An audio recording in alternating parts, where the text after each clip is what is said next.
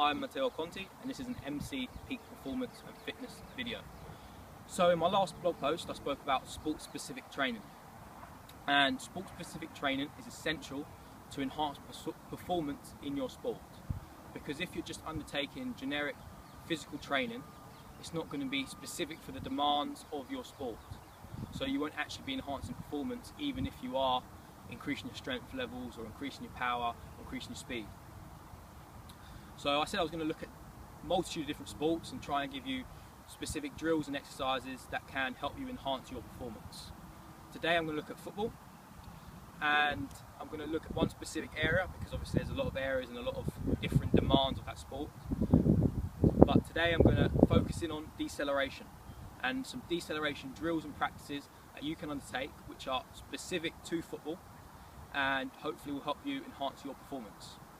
So to start with, if you just think of generic physical practices and think of deceleration, then a lot of coaches will attempt to train you in a way that you're stopping in a quarter squat position, and that is usually on a square body position. So that's usually like this when you're coming to a stop.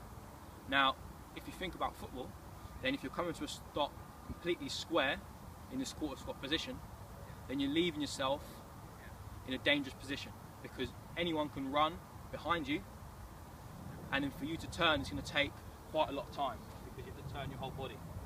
So what I look at when teaching deceleration in football is getting the body in the half-turn position. Now a lot of football people will think back and say, oh yeah, my technical coaches would have taught me about the half-turn position. So now it's just being able to put this into practice in also your physical training to help you optimise your game.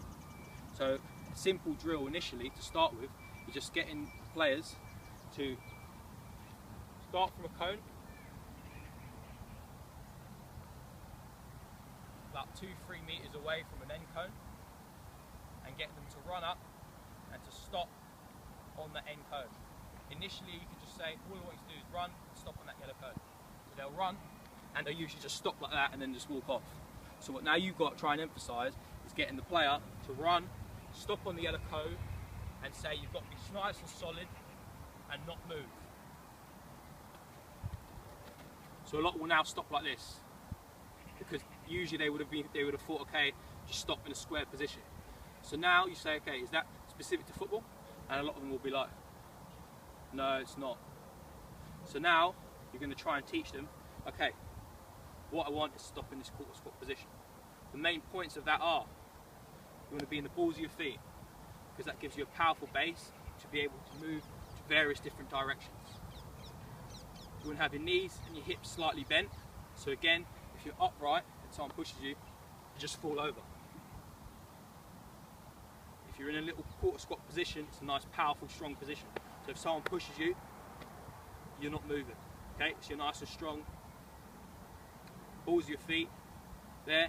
You want your chest and your head up, so you'll be able to move around and look at different directions. So in that half-turn position, so now you can just get them to run through and hopefully stop in that position. So your body height gets lower, and as you can see, when I was running towards it, my steps get a little bit shorter as well, so that I can stop dead on that spot. Because if you're running with big strides, you're not going to be able to stop quickly. So try and emphasise these points as they're running through. Body height gets lower, steps get shorter. Half-turn position, which they should already know from playing football. Balls of your feet, slight bend in hips, slight bend in knees, head and chest tall. So that's just the basics now. Running through, getting them to stop. You can run through that a few times, try and get them to stop facing both ways. Because if you're just practicing one way, you're not going to learn how to stop on the other, with the other foot leading. So this is where now, football is a very open sport. So you might have to stop sometimes this side, and you might have to stop sometimes that side. And that's all going to be dependent upon your opponent, where the ball is. So this is where you can make this drill more open. So you can start off initially by just saying, before they start running, okay, the ball is on that side of the pitch, or the ball is on that side of the pitch. So then they have to just think, okay, which side am I stopping? So I might say, okay, the ball is that side now, So already I'm thinking, okay, if the ball's that side, which way do I have to stop? Bang, this side. So you can review all that side of the pitch. Okay? And that's making it easy for them because they already know while they're running up which side to look for.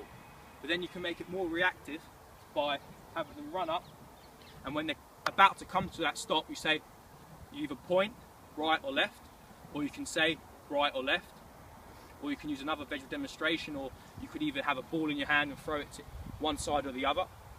So then they have to then react. While they're coming here, they're watching you, so they react to a stimulus, see it where the ball is, bang, stop that side, or stop that side. So that's just a simple drill initially to help them understand about how to stop in football and being able to react to different stimuluses as in a game, as they would, and to be able to then still use that same technique. So that just reinforces the correct technique by then putting pressure on it. So that's just a simple drill there about deceleration in football and the basics of it. Obviously from there you progress that and try and make it more game relevant, so putting it in situations where maybe you have an opponent which you're running up, will come to a stop, and you might have an opponent running towards you, maybe with a ball, or maybe running beyond. So if it's with a ball, then if you're coming to a stop, that's like you're going up to press an opponent with the ball, and then they're running towards you, so you might jockey back.